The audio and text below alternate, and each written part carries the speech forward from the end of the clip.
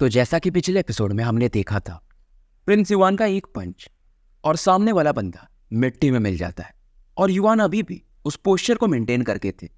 अब आगे माहौल पूरा शांत हो चुका था और अचानक से फिर यप एकदम हल्ला होने लगता है।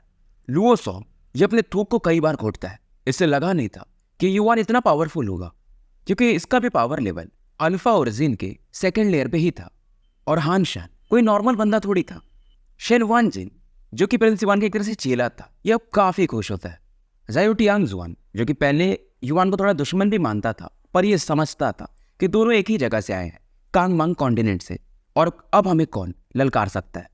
अब यहाँ पर जो फर्स्ट क्लास डिसाइपल्स थे वो इतना तो कहते हैं यार इस बंदे के पास कुछ स्किल्स तो हैं। अब एक और डिसाइपल फिर से उस लू फैंग की तरफ देखता है और पूछता है कि अब क्या कहना है। लू फैंग युवान की तरफ देखता है और कहता है ही इज नॉट बैड। शायद इसका जो जेनेसिस की का लेवल है वो ग्रेड 6 का है, जो कि बहुत रेयर माना जाता है, और जबकि ये छोटे मोटे एरिया से है, लेकिन उतना भी खतरा नहीं है, इसे छोटा ही खतरा मान सकते हैं, ज्यादा हुआ देने की जरूरत नहीं है। गो होंगी ये एकदम इंटरेस्ट से देख रही थी। इसे लगता है कि यार इसका जजमेंट गलत था, ये लड़का है सही। हान शान को दिखाया जाता है जिसके कपड़े थोड़े फट चुके थे और फिलहाल वो जो जेड पीसेस का वादा किया था उसे बाहर निकालता है और युवान उसकी तरफ पड़ता है। तभी यहाँ पर दूसरा बंदा आ जाता है और हान शान के बैग को पकड़ लेता है कि वैसे भी तुम जीत चुके हो तो ज्यादा वो आगे मत बढ़ो। ये जो बंदा था इसका नाम था जू फैंग, और जू फैंग और हान शान ये काफी क्लोज माने जाते हैं और दोनों सेंगजाओ कॉन्टिनेंट के ही थे। युवान भी कहता है जो मेरा है मैं वही ले रहा हूँ। अब ये बंदा कहता है कि माना कि हान शान थोड़ा सा एरोगेंट था, पर क्या तुम इसे जाने दे सकते हो। युवान कहता है अगर ये प्रॉब्लम पहले से था तो आपको पहले ही आ जाना चाहिए था, बैटल ही नहीं होता, और अभी काफी लेट हो चुका है। और युवान ये रुकता नहीं है, ये जेड पीसेस फिर से लेने लगता है। अब कहीं पे इस बंदे का नाम जू फैंग है, कहीं पे जूइंग है, तो खैर जो भी हो। अब ये जू कहता है कि मतलब तुम चाहते हो कि सेंगजू वालों से तुम्हारी दुश्मनी हो। युवान कहता है लेकिन मैं कहाँ दुश्मनी कर रहा हूँ, जैसा हमने कंडीशन लगाया था उसी के हिसाब से मैं एक्ट कर रहा हूँ। ये जो आवाज थी किसी तीसरे बंदे की थी। युवान इसकी तरफ देखता है, ये भी एक यंग मैन था और इसका नाम कायो किंग था, और ये कायो किंग फिलहाल युवान को सपोर्ट करता है। फिलहाल युवान ये अपने जेड पीसेस लेकर अपने जगह पे वापस लौट आता है। उसके बाद ये कहता है क्या कोई और है जो चैलेंज करना चाहेगा। फिलहाल किसी का जवाब नहीं आता। युवान दोबारा से देखता है, उसके बाद टीचर चेन से कहता है कि क्या हम ट्रेनिंग शुरू कर सकते हैं। चेन युवान ये भी एकदम ध्यान से देख रहा था प्रिंस युवान को। इससे भी नहीं लगा था कि ऐसा कुछ हो सकता है। अब इसे समझ में आता है कि वू वूजी वो क्यों नहीं टेंशन ले रहा था प्रिंस युवान का, क्योंकि ये बंदा कैपेबल है। फिलहाल चेन युवान इस जेनेसिस माउंटेन को एक्टिवेट कर देता है, और जैसे इसे एक्टिवेट करता है युवान फ्लावर भी यहाँ पर जो जेनेसिस की था चारों तरफ फैलाने लगता है। टोटल यहाँ पर शायद 10,000 से ज्यादा पौधे थे और जेनेसिस की ये काफी प्योर था। सभी डिसाइपल्स यहाँ पे आंखें बंद करते हैं और कल्टीवेशन में लग जाते हैं। युवान इसे एब्जॉर्ब कर रहा था और उसके जेनेसिस की में एक फायर सा कुछ फील होता है। कमाल था इस फ्लावर का, मतलब जो भी जेनेसिस की था ये पहले उसे रिफाइन कर देता था, तो इसके की डेवलिंग में जो भी की जाती थी वो एकदम प्योर होती थी। और युवान को लगता है कि शायद यहाँ पर मैं अपने पोटेंशियल को निखार सकता हूँ। अब इससे थोड़ी दूर में याओ याओ बैठी थी, और क्योंकि इसे जेनेसिस की तो एब्जॉर्ब करना ही नहीं था तो ये चुपचाप देख रही थी, और साथ में टुनटुन था। और टुनटुन जितना भी जेनेसिस की निकल रहा था ये पूरों को एब्जॉर्ब कर रहा था, और टुनटुन को तो लगता है यार ये काफी स्लो है, और सीधा ये वो जेनेसिस फ्लावर पे ही कूद जाता है, मतलब उसके करीब जाके एब्जॉर्ब कर रहा था और अपनी पूंछ हिला रहा था। समय बीतता है, 4 घंटे निकल चुके थे, और जैसे ये ऑरा कमजोर होने लगती है लोग अपने वो जो जेड इन्हें मिला था उसे यूज करते हैं ताकि फिर से इसको एक्टिवेट कर सके। युवान को भी दिखाया जाता है जो कि ट्रेनिंग के दौरान अल्फा लेवल का पावर हल्का सा फील करता है, और ट्रेनिंग के दौरान इसका जो स्पिरिट था वो कुछ और ही चीज सेंस कर लेता है, एक केओश, और शायद इसे लगता है क्या पता ये अल्फा ओरिजिन हेवन हो, जिसे कि हम प्रीमियल केओस ऑरा भी कह सकते हैं। युवान इसे अब कॉम्प्रिहेंड करना शुरू कर देता है और फाइनली ये अल्फा ओरिजिन स्टेज में एंटर कर चुका था। तो यहाँ पे प्रोसेस थोड़ा अलग था, इसे अपने स्पिरिचुअल पावर को यूज करना था और अल्फा ओरिजिन की को इसके बॉडी में भेजना था ताकि इसका की और ज्यादा ट्रांसफॉर्म हो सके, और क्योंकि इसका स्पिरिट ज्यादा पावरफुल था तो इसका अल्फा ओरिजिन लेवल भी ज्यादा पावरफुल होगा। फिलहाल ये कल्टीवेशन में लगा हुआ था और लोगों के फिर से जो कल्टीवेशन के प्लेटफॉर्म थे वो डिम होने लगते हैं, और जो हेवनली फ्लावर्स थे अब ये सिकुड़ना शुरू हो जाते हैं, मतलब समय हो चुका है। याओ को दिखाया जाता है जो कि फिलहाल अंगड़ाइयां ले रही थी, और बहुत सारे लोग इसे घूर रहे थे, और कई सारे दो इसका इन्फॉर्मेशन निकालने में भी लग चुके थे। पर फिलहाल ये इन्हें अभी भी इग्नोर मार रही थी। इस दौरान इसकी नज़र युवान की तरफ जाती है और ये भी सरप्राइज थी क्योंकि युवान का जो स्पिरिट था वहां से ही स्ट्रेंज फ्लक्चुएशन फील कर सकती थी और इसे पूरा इन्फॉर्मेशन समझ में आ जाता है। और जब ये सोच ही रही थी तभी आसमान में ऐसा बादल को चीरते हुए अल्फा ओरिजिन की देखने को मिलता है। लोग तुरंत ही कहते हैं मतलब कोई ना कोई अल्फा ओरिजिन स्टेज पे फिर से एंटर किया है और ये की बढ़ता है प्रिंस युवान की तरफ। बहुतों को नहीं पता था कि मतलब इनमें से कुछ लोग ऐसे भी हैं जो अल्फा लेवल पे पहुंचे ही नहीं है। अब यहाँ पर फिर से एक डिसाइपल जो था जो कि फर्स्ट क्लास का ही था वो लू फैंग से पूछता है कि आप क्या सोचते हो, और ये भी पूछता है कि जब आप अल्फा ओरिजिन स्टेज में पहुंचे थे तो आपने जो की लाया था वो कितने देर तक रहा था। लू फैंग बताता है 935-700 तक। इसी से पावर भी नापा जाता है कि अल्फा लेवल में कितना पावरफुल होगा बंदा। ये बंदा बताता है कि मेरे 400-700 तक रुके थे। अब उस हिसाब से देखा जाए तो लू फैंग का जो स्पिरिट था इनसे काफी स्ट्रांग था। इधर को होंगी हुई प्रिंस युवान की तरफ देख रही थी और ये जब पहली बार अल्फा की लेकर आई थी तो वो 1000 सेकंड तक यानी 1000 सांस तक टिका था, जो कि लू फैंग से भी ज्यादा था। इससे भी देखना था कि ये बंदा कब तक टिक पाता है। चेन युवान इनका भी नजर उस अल्फा ओरिजिन की तरफ जाता है। समय बीतते जाता है सांसों के रूप में। 100 सांसें, 200 सांसें, 400, 500 और बहुत सारे जो फर्स्ट क्लास डिसाइपल्स थे सेंसो कॉन्टिनेंट के, इनका चेहरा अब अगली होने लगा था। लू फैंग बस यही शांत था कि आप जू ये जो बंदा था ये हैरान था, यार ये बंदा 700 सांसों तक, इसका पोटेंशियल काफी स्ट्रांग है। सांसें बढ़ते जाती, 1000 ब्रेथ तक पहुंच जाती। इवन लू फैंग अब इसका चेहरा देखने लायक था कि यार इस बंदे का स्पिरिट ये कितना स्ट्रांग है। लू फैंग अब कहता है इंटरेस्टिंग। सांसें बढ़ती जाती है और 2359 सांसों तक जाने के बाद इसका अल्फा ओरिजिन की ये गायब हो जाता है। लू फैंग कहता है टेंशन मत लो, इसका जो स्पिरिट है वो हमसे स्ट्रॉन्गर है, इसलिए ज्यादा देर तक टिक पाया। शायद ये कोई स्पिरिट टेम्परिंग मेथड यूज करता होगा। मानना पड़ेगा ये बंदा काफी एम्बिशियस है, जेनेसिस की में भी ट्रेन कर रहा है और स्पिरिट में भी, पर इसका अपना घाटा भी है कि ये फोकस नहीं कर पाएगा और शायद जब हम डिवाइन ड्वेलिंग स्टेज में पहुंचे तो ये शायद ये अल्फा लेवल पे ही रह जाए। तो सबका अपना अपना मानना था। और लू फैंग कहता है कोई कितना देर तक ब्रेथ को यूज कर पाता है वो ज्यादा इंपॉर्टेंट नहीं है, बल्कि वो कितने ज्यादा जेनेसिस की बना पाता है वो ज्यादा सही दिखाता है। तो बेसिकली क्या होता है कि जो जेनेसिस की है और ये अल्फा ओरिजिन की ये मिक्स होते हैं तो स्टार के जैसे दिखते हैं। एक बंदा फिर से पूछता है कि आपने कितने बनाए थे। लू फैंग कहता है शायद 20 से ऊपर। मतलब दूसरा बंदा कहता है, लू फैंग हंस के कहता है मेरे शायद 50 के आसपास थे पहले ट्राई में।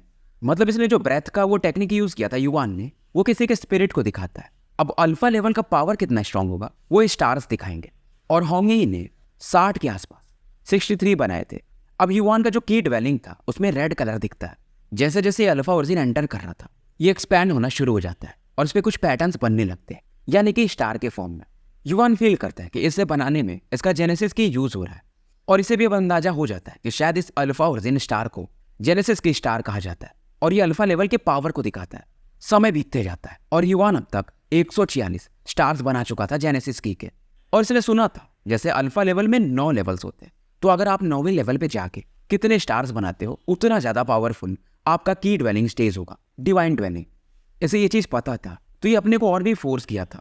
युवान फाइनली ये अपनी आंखें खोलता है और जब इसकी नजर पड़ती है तो गू होंगी इसकी तरफ ही देख रही थी और ये पूछती है कि तुमने कितने स्टार बनाए, क्योंकि ये जो जेनेसिस की स्टार बनता है ये की कोर में बनता है, यानी वो पेट के अंदर, तो कोई उसे देख नहीं सकता। अब इसकी बात सुनकर सभी लोग युवान की तरफ देख रहे थे। युवान भी हैरान होता है, यार ये डायरेक्ट सवाल पूछ लेती और ये कहता है नो कमेंट। मतलब ये बताना नहीं चाहता था क्योंकि जेनेसिस की स्टार ये थोड़ा पर्सनल हो जाता है, इससे लोग इसके पोटेंशियल का अंदाजा लगा सकते हैं। होंगी को पहली बार किसी ने रिजेक्ट किया था, मतलब बताया नहीं था। अब जो गू होंगी के फैंस थे वो कहते लगता है ये लड़का शर्मार है, शायद इसने बहुत कम स्टार्स बनाए होंगे तो ये बताना नहीं चाहता है। युवान कहता है अगर किसी को डाउट है तो मुझसे आके फाइट कर सकता है, पर बदले में 30 जेनेसिस जेड पीसेस देने पड़ेंगे। लोगों को पता था क्योंकि अल्फा के फर्स्ट लेयर पे पहुंच चुका है तो इसका पावर लेवल अब काफी बढ़ चुका है। होंगी सोचती क्या ये मेथड यूज कर रहा है ताकि मैं इसकी तरफ अट्रैक्ट हो जाऊं, क्योंकि ये लड़की भी काफी सुंदर थी और लोग इसकी तरफ भागते थे सिवाय इस बंदे के। और उसको मालूम था ये लड़का वैसा सोचता भी नहीं होगा क्योंकि इसके पास में याओ याओ है। इधर चेन युवान फाइनली बोलते हैं कि आज का ट्रेनिंग सेशन खत्म हो चुका है और ये समझाते हैं कि वैसे जेनेसिस की का कल्टीवेशन जरूरी है, पर तुम लोगों को टेक्निक्स भी तो मास्टर करनी पड़ेगी, तभी तो तुम रियल बैटल कर पाओगे। और हिडन स्क्रिप्चर हाउस है, वहां पर जाकर तुम जेनेसिस टेक्निक्स ले सकते हो, हालांकि तुम्हें उसके लिए पे करना पड़ेगा। अब बच्चे ये सोचने लगते हैं, यार 1 महीने में आप 30 जेनेसिस जेड दे रहे हो, उसमें हम क्या क्या करेंगे। चेन युवान समझ जाते हैं कि इनका प्रॉब्लम क्या है और ये बताते हैं कि वैसे तुमको 1 महीने में 30 ही मिलते हैं, पर तुम कुछ पवेलियन का काम करके और तरीकों से जेनेसिस जेड अर्न कर सकते हो, जैसे जेनेसिस बीस्ट वगैरह को हंट करके। क्योंकि युवान के पास अब 30 जेनेसिस जेड और आ चुके थे, तो ये सोचता है कि चलता हुआ हिडन स्क्रिप्चर। और युवान को अब कई सारी टेक्निक्स चाहिए भी थी। इसका वो जो ड्रैगन हैंड था, अब इसके कल्टीवेशन के हिसाब से वो एक वीक टेक्निक माना जा सकता है। इधर चेन युवान ये यहाँ से निकल जाते हैं। गो होंग ही फिर से एक लुक देती है जाओ युवान को, फिर ये भी निकलने लगती है। इधर लूफ है, ये भी माउंटेन से नीचे उतर रहा था, पर जैसे युवान के करीब पहुंचता है, ये इसके कान में बोलता है, मैं भी तुम्हें काफी इंटरेस्टेड हूँ। बस इतना इशारा है कि होंगी फैमिली के ज्यादा करीब मत जाना। और ये कहता है कि मेरी तुमसे कोई दुश्मनी नहीं है, उम्मीद है कि तुम भी कुछ मैटर्स नहीं रखोगे। अब ये आगे निकल जाता है और युवान कहता है, उम्मीद है तुम मुझे छेड़ोगे नहीं तो मेरा मुक्का चाहे कोई भी हो पीछे नहीं हटने वाला। पर ये ऐसा बोलता है मन में। इधर युवान, याओ याओ, शेन वान जिन, जायो टियांगजुन ये लोग साथ में निकलते हैं और फिलहाल मतलब खाना खाने वगैरह गए थे। और खाना की बात, और टुनटुन यहाँ पर एकदम पागल हो जाता है, मतलब इसे जल्दी ही चाहिए था। और फिलहाल इन्होंने जो भी ऑर्डर किया था ये ग्रेड 4 के जेनेसिस फूड्स वगैरह थे। यहाँ पे एक लड़की भी थी कांगबांग कॉन्टिनेंट की, जो कि फिलहाल इनके टीम में थी, जिसका नाम सीयुक्जी था। ये भी काफ़ी खुश थी क्योंकि थे ये सभी कांगबांग कॉन्टिनेंट के और इन्हें नीचा दिखाया जाता था। पर युवान की मदद से अब इनका एक स्टेटस बनने लगा था। और युवान का डिस्कशन ये चल रहा था कि बाकी जो लोग हैं अपना अपना एक ग्रुप बनाने लगे, आखिरी में हम ही बचे हैं। और इस दौरान जायो टियांगजुआन जो कि शांत बैठा था, वो फाइनली बोलता है कि जब भी हम इधर निकल रहे थे तो मेरे फादर ने जाओ एम्पायर के लिए एक अलायंस भेजा है, मतलब कि हम तुम्हारे एम्पायर के साथ फ्रेंडली रिलेशन बना रहे हैं। युवान भी हैरान था कि ये कब हो गया। अब ये भी थोड़ा रिलैक्स फील करता है क्योंकि जो सेंट रिमेन सिटी यहाँ का जायो टियांगजुआन है, ये लोग भी काफ़ी स्ट्रांग है, तो वो एम्पायर को शायद मिल के ये थोड़ा बहुत रजिस्ट कर ही पाएंगे। और युवान भी कहता है कि मेरे और तुम्हारे बीच में कुछ वैसा रह नहीं गया है, तो माइंड मत करना। और उसका जो भी मैटर हुआ था वो कूलिंग की वजह से हुआ था। इधर ये लोग बातें कर रहे थे और खा रहे थे, और वही टुनटुन सीधा खानों को निगल रहा था। याओ याओ बस सब्जियां खा रही थी। युवान यहाँ पे बैठ के खा रहा था और इसकी नज़र कायो जियो पे पड़ती है, जो कि इसका सपोर्ट भी किया था उस टाइम। और ये इसे ग्रीट करता है और युवान इन्हें बुलाता है। ये भी आके यहाँ पे बैठ जाते हैं। शायद यहाँ के ये सीनियर थे और युवान से कहते हैं कि जूनियर ब्रदर युवान, तुम चाहो तो हमारे ग्रुप्स को ज्वाइन कर सकते हो। ये ज़्यादा घुमाते भी नहीं है, ये सीधा बोलते हैं कि देखो ग्रुप्स नहीं रहेंगे तो फाइट होने वाला है और अब तुम लोग बिखर सकते हो। और खास करके जो सेंगजू वाले हैं ये काफ़ी ज़्यादा है और काफ़ी पावरफुल भी है। और साथ में ये वो जो पीक माउंटेन का सिलेक्शन है उसके बारे में बात करते हैं कि सेंगजू माउंटेन वालों ने ये तो कह दिया कि ये जो गोल्ड शैस कोटास हैं वो सभी को लेने वाले हैं। युवान भी पूछता है कि ये गोल्ड कोटास क्या है। अब कायुक जियू समझाना शुरू करते हैं कि देखो अभी हम आउटर माउंटेन के डिसाइपल्स हैं, और अगर हम पीक तक पहुंच गए यानी जो कंपटीशन है, तो हम इनर डिसाइपल्स एक तरह से बन जाएंगे, 7 माउंटेन्स जो हैं उनके। अब जो भी हमें सेलेक्ट करे, और इसमें कैसा रहता है कि जो इनर माउंटेन डिसाइपल्स हैं उनको भी कैटेगरीज में डिवाइड किया जाता है। जो टॉप लेवल के होते हैं वो पर्पल डिसाइपल्स कहलाते हैं, उसके बाद गोल्ड डिसाइपल, उसके नीचे आते हैं ब्लैक डिसाइपल्स। यानी कि तुम्हारे पास जितना बड़ा स्टेटस रहेगा तुमको रिसोर्सेज भी उतने ही मिलेंगे इनर माउंटेन में भी। और टोटल ये 10 स्पॉट ही है। इसका मतलब इसको और याओ याओ को एक एक तो लेना ही पड़ेगा इस सेरेमनी के अंदर। और ये बैटल सेंजो कॉन्टिनेंट वालों से ही होने वाला था। और कियाक्सो बताते हैं कि इनके ग्रुप में 5 फर्स्ट क्लास डिसाइपल है, और जितने भी ग्रुप्स बने हैं उनमें ये स्ट्रॉन्गर गिने जा सकते हैं। और अगर तुम और याओ याओ इसे ज्वाइन कर ले तो हमारा जो फैक्शन है यानी कि ये ग्रुप है और भी ज़्यादा स्ट्रॉन्गर हो सकता है। तो फिर हमें सेंगजो वालों से भी डरने की जरूरत नहीं पड़ेगी। और समय के साथ यानी शेन वानजिन ये जो लोग हैं ये भी हमें ज्वाइन कर सकते हैं। युवान थोड़ी देर सोचता है पर इनसे कहता है मैं माफ़ी चाहूँगा, पर शायद मैं आपके ग्रुप को ज्वाइन ना कर पाऊँ, क्योंकि इसे मालूम था कि इस ग्रुप में ज़्यादा पावरफुल लोग हैं तो बाद में मतभेद भी हो सकता है उन गोल्डन कोटास के लिए। इसका मेन मकसद यहाँ पर यही था कि ये जल्दी से डिवाइन ड्वेलिंग स्टेज में पहुँच पाए ताकि ये वो एम्पायर से फाइट कर पाए। कियाक्सियो को भी गुस्सा वगैरह नहीं आता और युवान कहता है वैसे मैं आपके ग्रुप को ज्वाइन नहीं कर सकता, पर हमेशा हम फ्रेंड्स रहेंगे और एक दूसरे की हेल्प कर पाएंगे। कियाक्सियो भी स्माइल करता है और इसे थम्स अप देता है। अब कियाक्सियो ये बाकियों की तरफ इशारा करता है कि सैन वानजिन वगैरह की तरफ कि अगर तुम लोग चाहो तो हमारे ग्रुप को ज्वाइन कर सकते हो। वैसे तो ये लोग 3rd क्लास डिसाइपल्स थे, फिर भी इन्हें ये जानबूझ के शायद अट्रैक्ट किया था, क्योंकि अगर ऐसा कुछ रहा तो युवान जरूर शायद इनके ग्रुप में आ जाए। अब ये जो सभी रहते हैं ये युवान की तरफ देखते हैं। युवान स्माइल करता है कि तुम लोग ज्वाइन कर लो, मतलब इशारों में। इससे क्या होगा कि इसे अपने कल्टीवेशन पे फोकस करने का मौका मिल जाएगा। और कियाओक्सियू इनका ध्यान रख सकता है। अब कियाओक्सियू भी फाइनली पूछ ही लेता है कि आपने कितने जेनेसिस के स्टार्स बनाए थे। युवान अब सोचता है, फिर हंस के कहता है, यार 100 के आसपास। अब जो भी थे यहाँ पर ये एकदम हैरान हो जाते, यार 100 के आसपास, एग्जैक्ट नंबर्स ने अभी भी नहीं बताए थे। कियाओक्सियू ये खुद हैरान था और इसने जितना सोचा था सच में ज़ाओ युवान शायद उससे भी ज्यादा कैपेबल है। इधर फिलहाल अगले दिन की सुबह होती है और युवान फिर और आज के दिन याओ फिलहाल इस प्लेटफॉर्म पे नहीं पहुंची थी, बल्कि इसके प्लेटफॉर्म पर बस टुनटुन था और इस जेनेसिस की को एब्जॉर्ब कर रहा था। ट्रेनिंग के बाद युवान अपना टुनटुन को लेकर हिडन स्क्रिप्चर हाउस की तरफ पढ़ता है। अभी जो हिडन स्क्रिप्चर हाउस था इसको 3 भागों में बांटा गया था। ब्लैक टायर जेनेसिस टेक्निक्स जो कि फर्स्ट लेवल पे थे, little heaven technique second level पे, और थर्ड लेवल पे ट्रू हेवन क्लास के टेक्निक्स। और जो भी टेक्निक्स आपको लेना है उसको आप रेंट पे ले सकते हो, पर उसका प्राइस काफ़ी हाई था। और युवान अपना सेकंड लेवल पे ही जाता है क्योंकि थर्ड लेवल यानी काफ़ी महंगा दाम। युवान यहाँ पर आता है और एक एक टेक्निक्स को स्कैन करने लगता है। जैसे से पहला मिलता है earth covering finger seal, low grade little heaven technique. फिर वैसे ही सेम लेवल पे स्वॉर्ड हार्ट डीपर करके था। फिर इसे मिलता है मेटल टेबल जेनेसिस बॉडी, ये मिड ग्रेड का लिटिल हेवन टेक्निक था। और इसके पास जो the great wind and thunder technique था वो भी मिड ग्रेड का टेक्निक माना जा सकता है लिटिल हेवन लेवल में।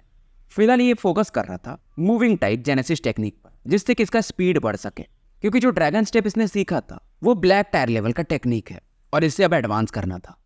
ये आगे बढ़ते रहते हैं और इसे फाइनली एक टेक्निक मिलती है इथीरियल फॉर्म करके, जो कि मिड ग्रेड का। अब मैं बार बार लिटिल हेवन नहीं बोलूंगा, अगर कुछ चेंज रहेगा तो ही मैं लिटिल हेवन की जगह कुछ और यूज करूंगा।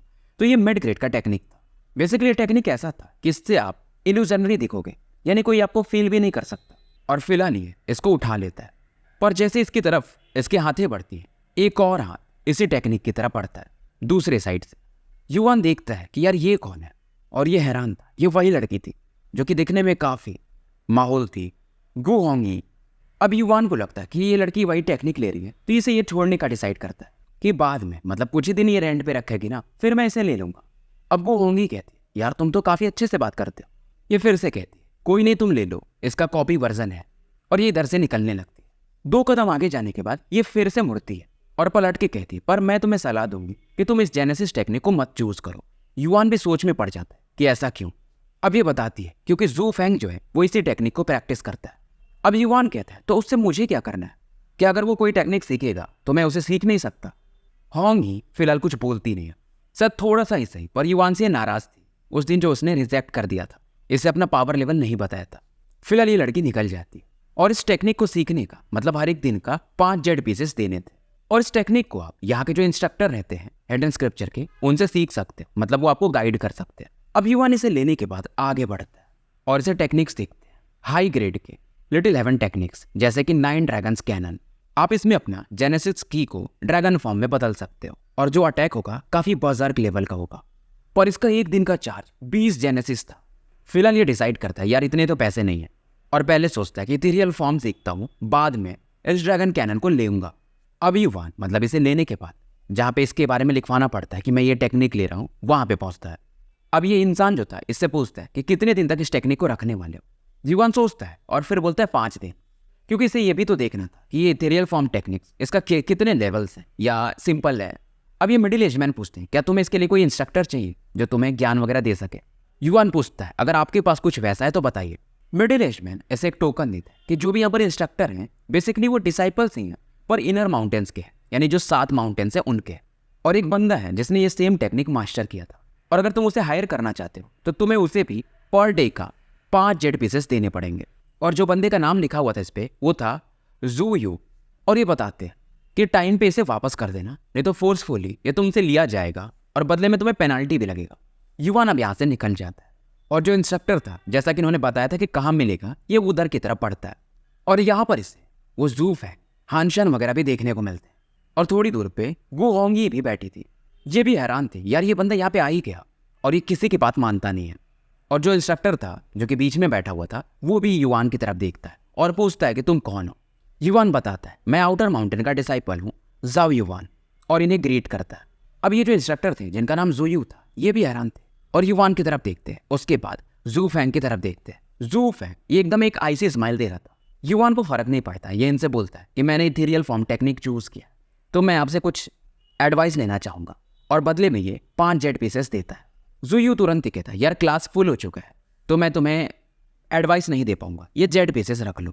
बात ऐसी थी कि जूफेंग जो था ये जुयू का छोटा भाई था और यहाँ पर जो भी डिसाइपल्स थे ये ज़्यादातर सेंगजू कॉन्टिनेंट के ही थे।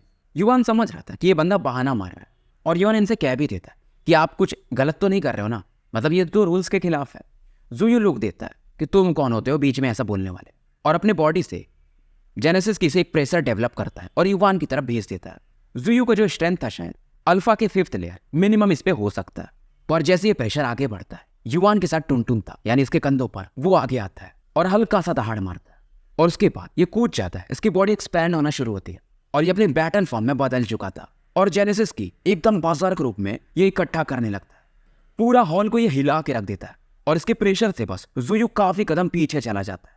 जुयू चिल्लाता है कि तुम्हारी इतनी हिम्मत कि तुम एक बीस्ट यूज कर रहे हो मुझे हर्ट करने के लिए।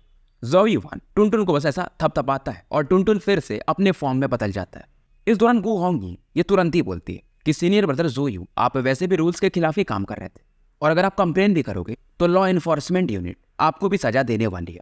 और क्योंकि जो गु होंगी थी ये कांगजुआन सेक्ट में इसके कोई बड़े भाई या जो भी होंगे तो इसकी वजह से इसका अथॉरिटी थोड़ा ज़्यादा था। ज़ोयू गुस्से में कहता है युआन से कि यहाँ पर ऐसे बीस्ट अलाउड नहीं है और ये गाली देता है। युआन भी कहता है मतलब यहाँ पर मैंने आके वेस्ट ही किया है। ज़ोयू को इग्नोर मारता है और ये यहाँ से लौटने लगता है। इसके जाने के बाद ज़ोयू कहता है ये लड़का पछताएगा, इससे क्या लगता है कि बिना मेरी मदद की ये इथेरियल फॉर्म टेक्निक सीख भी पाएगा, तुम्हें आके मेरे सामने गिड़गिड़ाना ही पड़ेगा। इधर युवान वापस लौट चुका था और इसे समझ में आता है कि गु होंगी वो सही कह रही थी। एक्चुअली वो लड़की सही है, थोड़ी प्राउडी नेचर की है, ज़्यादा कुछ डिटेल में नहीं बताती है पर सही है। ये अपने कमरे की तरफ लौटता है जहाँ पर याओ याओ बालकनी में बैठी हुई थी और धूप के मजे ले रही थी, साथ में कोई पुराना किताब यानी एंशिएंट बुक पढ़ रही थी। याओ याओ को समझ में आ जाता है और ये इससे पूछती है और ये कहती है यार वो बंदा उसने इथेरियल फॉर्म टेक्निक मेरे हिसाब से एलिमेंट्री लेवल पे मास्टर किया होगा, वो ऐसे बोला अच्छा ही हुआ कि वो तुम्हें सेलेक्ट नहीं किया, वो काम का भी नहीं है। और उसकी मतलब ये जो तुम जेड यूज़ करने वाले थे इसको तो हम टुनटुन के लिए यूज़ कर लेंगे उसके खाने के लिए। टुनटुन भी एक्साइटेड हो जाता है कि सही बात। अब याओ याओ इससे कहती है कि मुझे वो टेक्निक दिखाओ। याओ याओ इसे पढ़ती और कहती टेक्निक सही है और इसे सीखना ज़्यादा टफ नहीं। पहले तुम्हारे बॉडी में जो 108 मीटिंग पॉइंट्स होते हैं, आप इसे चाकरा पॉइंट भी कह सकते हो जो कि हमारे इंडिया में यूज़ किया जाता है, एक्यूपंक्चर पॉइंट, तो इसे तुम्हें खोलना पड़ेगा, इसे टेम्पर्ड करना पड़ेगा। उसके बाद तुम अपने बॉडी को एक तरह से मिस्ट फॉर्म में बदल सकते हो और हजारों मील की दूरी पलक झपकते कवर कर सकते हो। वैसे ये 108 नॉर्मल होते हैं पर इसके अलावा भी कई सारे एक्यूपंक्चर पॉइंट्स हैं लाखों के रूप में, तो उसे फील करके ही तुम जो मेन 108 पॉइंट्स हैं उन्हें अनलॉक कर पाओगे। युवान हैरान था, यार ये लड़की एक बार देखी और इसे हर एक चीज़ समझ में आ चुका था। अब ये पूछता है कि आप मुझे बता सकते हो कि मैं अपने इन एक्यूपंक्चर पॉइंट्स को कैसे सेंस करूंगा। ये कहती मुझे नहीं पता पर तुम खुद सेंस कर सकते हो। युवान को समझ में नहीं आ रहा था पर याओ याओ ये अपने फिंगर से इसके फोरहेड पर इशारा करती है जहां पर वो सेंट रून छिपा हुआ था, क्योंकि इसे कोई और नहीं कांगजुआन ने दिया है और इसका काम ही वही था, कोई भी चीज़ मतलब किसी टेक्निक में क्या प्रॉब्लम है या किसी भी मिस्टीरियस चीज़ को देख पाना, और इससे इसे सीखने का समय भी कम हो जाएगा क्योंकि पलक झपकते ये हर एक मेरिडियंस को देख सकता था। और ये कहता है यार तुम काफ़ी औसम हो। इसके हाथ आगे बढ़ते हैं मतलब याओ याओ को टच करने के लिए, फिर इसे याद आता है और ये अपने हाथ को पीछे खींच लेता है। युवान अपने नीचे कमरे में चला जाता है प्रैक्टिस करने के लिए। इधर याओ याओ बाहर की तरफ देखती है और टुनटुन को सहला रही थी और ये कहती है कि जाओ टुनटुन से कि उसे सबक सिखा के आओ, कि ज़ाओ युआन को बस मैं बुली कर सकती हूँ, मेरे अलावा कोई नहीं। टुनटुन भी काफ़ी एक्साइटेड था और पलक झपकते ये उधर की तरफ बढ़ जाता है। इधर याओ याओ फिर से अपने किताब को पढ़ने लगती। समय बीतता है और रात का समय हो चुका था। ज़ोयू को दिखाया जाता है जो कि सभी को कुछ ज्ञान देके यहाँ से निकल रहा था और उसके पीछे में जू फैन खड़ा था और ये बातें कर रहे थे ज़ाओ युआन का, मतलब उसके मजे ले रहे थे। ज़ोयू फिलहाल जू फैन को समझा रहा था कि इस इथेरियल फॉर्म टेक्निक को अच्छे से सीखना ताकि जब पीक सेरेमनी होगा तो वहाँ पे तुम परफॉर्म कर पाओ। और ज़ोयू इसके बाद इनर माउंटेन की तरफ बढ़ जाता है और तभी अचानक से एक ब्लैक ऑरा फील करता है और चिल्लाता है कौन है। ये तुरंत ही अपने जेनेसिस की को रिलीज करने लगा था और वो ब्लैक लाइट वो रुकती नहीं, काफी तेजी से इसकी तरफ पड़ती है, मानो यहाँ का स्पेस भी डिसइंटीग्रेट होने लगा और एक क्लॉ अटैक इसके फेस की तरफ पड़ता है। इसके कमर पे इसके कपड़े वगैरह सभी फाड़ देता है, इसकी हालत काफी खराब कर देता है। ज़ोयू के बॉडी से ब्लड बाहर आने लगा था पर ये कोशिश भी करके काउंटर अटैक भी नहीं कर पा रहा था। ये समझ चुका था ये किसी और ने नहीं बल्कि ज़ाओ युआन ने किया होगा और उसका वही ये बीस्ट होगा, पर ये किसी को बताएगा कैसे कि एक आउटर माउंटेन डिसाइपल ने इसे हर्ट किया है। और ये गुस्से में कहता है कि जाओ युवान, मैं इतना मेक श्योर करूंगा कि तुम कोई भी जेनेसिस टेक्निक मास्टर ना कर पाओ। तो स्टोरी को यहीं पे समाप्त करते हैं और मिलते हैं फिर कल एक नए वीडियो के साथ।